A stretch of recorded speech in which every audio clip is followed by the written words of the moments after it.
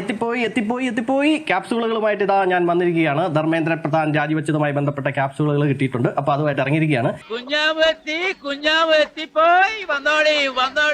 ഞാൻ ഈ ക്യാപ്സ്യൂൾ എന്ന് പറയാൻ കാരണം എന്താണെന്ന് വെച്ച് കഴിഞ്ഞാൽ നമ്മൾ എന്തൊക്കെ പറഞ്ഞാലും ഉമ്മാരി ക്യാപ്സ്യൂൾ എന്നല്ലേ പറയത്തുള്ളൂ. എന്നാ പിന്നെ അങ്ങനെ തന്നെ കിടക്കട്ടെ. അതെ, നിങ്ങൾ പാറ്റാക്കൂട്ടങ്ങളെ, നിങ്ങളുടെ വിചാരം എന്താ? നിങ്ങൾ ജയിച്ചെന്നാണോ? ഫയൽമാൻ ജയിച്ചേ എന്നും പറഞ്ഞ് നിങ്ങൾ അങ്ങോട്ടും ഇങ്ങോട്ടും ഓടാൻ വേണമെങ്കിൽ, പക്ഷെ നിങ്ങൾ തോറ്റുപോയി. ഇവിടെ ഇപ്പൊ എന്താ സംഭവിച്ചത്? ഒരു സംഖ്യ പോയി, ആ സംഖ്യയുടെ സ്ഥാനത്ത് മറ്റൊരു സംഖ്യ വന്നു. അത്രയല്ലേ ഉള്ളൂ. ഇങ്ങനെ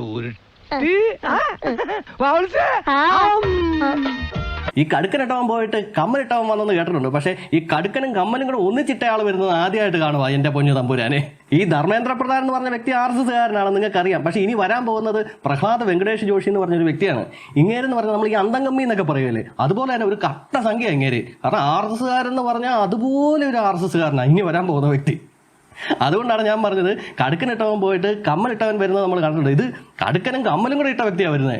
പിന്നെ ഈ പ്രധാൻ രാജിവെച്ചത് അവിടെ തോൽക്കുകയല്ല ചെയ്തത്, ജയിക്കുകയാണ് ചെയ്തതെന്നുള്ള കാര്യം രാഷ്ട്രീയം നോക്കി കാണുന്ന ആൾക്കാർക്കെല്ലാം മനസ്സിലാവും. കാരണം ഈ പാർട്ടികളുടെ സമരം മറ്റു പല അജണ്ടകളുമായിട്ട് വന്ന ആൾക്കാർ ഹൈജാക്ക് ചെയ്തെന്ന് അറിയാലോ. ഇവരുടെ ഉദ്ദേശമേ വേറെയായിരുന്നു. ഇതിനകത്ത് FCRയോ ആർട്ടിക്കിൾ 370യോ പിന്നെ CAO NRC NBRോ അവർക്ക് വേണ്ടാത്ത കാര്യങ്ങളൊന്നും ഇല്ലായിരുന്നു. ഇവരുടെ ആവശ്യം എന്ന് പറഞ്ഞാൽ ഇവർക്ക് ഒരു രക്തസാക്ഷിനെ ആവശ്യം ഉണ്ടായിരുന്നു. ഇത് മുമ്പോട്ട് പോയിരുന്നെങ്കിൽ അവന്മാർ എന്തെങ്കിലും കാണിച്ചു കൂട്ടിയാനെ. കാരണം പല ഇന്റലിജൻസ് റിപ്പോർട്ടുകളും മറ്റുമൊക്കെ ഇവർക്ക് ലഭിച്ചിട്ടുണ്ട്. അതിന്റെ അടിസ്ഥാനത്തിൽ തന്നെയാണ് ഈ രാജിവെച്ചിരിക്കുന്നത്. പിന്നെ ഈ ധർമ്മേന്ദ്ര പ്രധാൻ അദ്ദേഹം ചെയ്യേണ്ട കാര്യങ്ങളെല്ലാം കൃത്യമായിട്ട് ചെയ്തിട്ട് തന്നെയാണ് രാജിവെച്ചിരിക്കുന്നത്. ഒരു ചോദ്യപേപ്പർ ചോർന്നു. ഈ ചോദ്യപേപ്പർ ചോർന്നെന്ന് പറയുമ്പോഴത്തേക്കും ഇതാരും കണ്ടുപിടിച്ചു വന്നല്ലോ. ഈ പാറ്റാക്കൂട്ടങ്ങൾ കണ്ടുപിടിച്ചു വന്നല്ലോ ചോദ്യപേപ്പർ ചോർന്നത്. അത് NDA തന്നെ പറഞ്ഞാണല്ലോ. അതിനുശേഷം CBI അന്വേഷണം നടന്നു. ഇതിന്റെ പിന്നിൽ പ്രവർത്തകരെ പിടിച്ചു, അവരെ ജയിലിലും അടച്ചു. പിന്നെ കുട്ടികളുടെ 1 വർഷം വരെ പോകാമായിരുന്നു, അത് സംഭവിച്ചില്ല. 1 മാസത്തിനകം വീണ്ടും പരീക്ഷ നടത്തി, അതിന്റെ റിസൾട്ട് വന്നു. കുട്ടികളൊക്കെ ഇനി അഡ്മിഷന് കാത്തു നിൽക്കുക. ഇതൊക്കെ പടപടയെന്ന് നടന്നു. പിന്നെ പ്രധാനമന്ത്രി നരേന്ദ്രമോദി ലൈവിൽ വന്നു. അദ്ദേഹം പറഞ്ഞു ഇനി ഫാസ്റ്റ് ട്രാക്ക് കോടതികൾ വരാൻ പോവാണ്, അതുമായിട്ട് ബന്ധപ്പെട്ട ബില്ല് അടുത്ത ആഴ്ച അവതരിപ്പിക്കുമെന്ന് പറഞ്ഞിട്ടുമുണ്ട്. ഇത്രയൊക്കെ കൃത്യമായിട്ട് ചെയ്തതിന് ശേഷമാണ് അദ്ദേഹം രാജിവെച്ചത്. അതായത് ചെയ്യേണ്ട കാര്യങ്ങളും അദ്ദേഹത്തിന്റെ കടമകളും എല്ലാം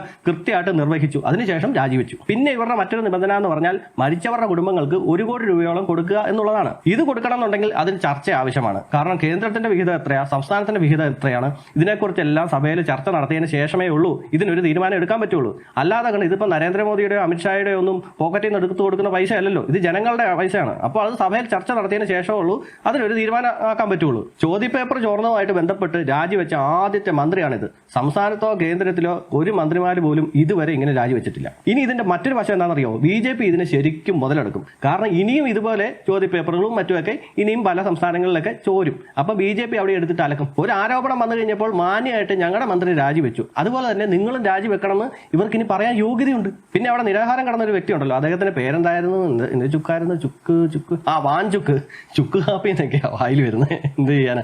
സോറി. അപ്പോൾ ഈ വാഞ്ചുക്ക് അദ്ദേഹത്തെ നേരത്തെ അറസ്റ്റ് ചെയ്തത് എന്തുകൊണ്ടും നന്നായി. അല്ലെങ്കിൽ ഒരുപക്ഷെ ഇവന്മാര് അദ്ദേഹത്തിനും പണി കൊടുക്കാൻ സാധ്യത ഉണ്ടായിരുന്നു. അതൊക്കെ നല്ല കൃത്യമായിട്ടുള്ളൊരു നടപടിയായിരുന്നു. എന്തൊക്കെയാന്ന് പറഞ്ഞാൽ 1975 പോലെ അടിയന്തരാവസ്ഥയൊന്നും പ്രഖ്യാപിച്ചില്ലല്ലോ. പണ്ടൊരു പാർട്ടി ഇതുപോലെ പ്രശ്നം ഉണ്ടായി കഴിഞ്ഞപ്പോഴത്തേക്കും അടിയന്തരാവസ്ഥ അങ്ങോട്ട് പ്രഖ്യാപിച്ച് 2 കൊല്ലത്തോളം എന്നിട്ട് അവിടെ ഇരുന്നോണ്ട് അങ്ങ് ഭരിച്ച്. എന്തായാലും അങ്ങനെയൊന്നും ചെയ്തില്ലല്ലോ. രാജ്യത്തൊരു പ്രശ്നം ഉണ്ടാകാൻ പോകുന്നെന്ന് മനസ്സിലാക്കി കഴിഞ്ഞപ്പോഴത്തേക്കും മാന്യമായിട്ട് അങ്ങോട്ട് രാജിവെച്ചു. അതിന് പകരം മറ്റൊരാൾ കയറിയിരുന്നു. യുവമാര് ജയിച്ചേ, ഫയൽമാൻ ജയിച്ചേന്നും പറഞ്ഞുകൊണ്ട് ഓടിച്ചാടിപ്പോയി. അത്രല്ലേ ഉള്ളൂ. ശരിക്കും പറഞ്ഞാൽ ആരാ ജയിച്ചത്?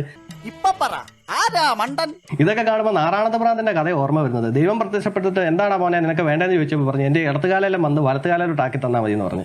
ഇന്ന് പറഞ്ഞ പോലെ ഒരു സംഖ്യനെ മാറ്റിയിട്ട് മറ്റൊരു അതും കട്ട സംഖ്യനെ കയറ്റിയിരുത്തി. ഇവന്മാരുണ്ടെ ഞങ്ങൾ പാറ്റാകൾ ജയിച്ചേ, ഫയൽമാൻ ജയിച്ചേ എന്നും പറഞ്ഞുകൊണ്ട് ഇവര് വീടുകളിലേക്ക് പോയി. അപ്പോൾ ഇനി പാറ്റകളുടെ അടുത്ത പരിപാടി എന്താണ്? നിങ്ങൾ ഇനിയിപ്പോ ചോദ്യപേപ്പർ ചോർച്ചയൊക്കെ മറ്റു പല സംസ്ഥാനങ്ങളിലും നടന്നു കഴിഞ്ഞാൽ അവിടെയെല്ലാം എത്തുമല്ലോ അല്ലേ? അതിനകത്ത് മാറ്റമൊന്നുമില്ലല്ലോ. പിന്നെ പ്രിയപ്പെട്ട സെലിബ്രിറ്റികളെ, വടക്ക് നോക്കിയ യന്ത്രങ്ങളെ, അവിടുത്തെ പരിപാടിയെല്ലാം കഴിഞ്ഞു. ഇനിയെങ്കിലും ആ തിരുവനന്തപുരത്തേക്കൊന്ന് നോക്കാവോ? പറ്റുമോ? സാധിക്കുമോ?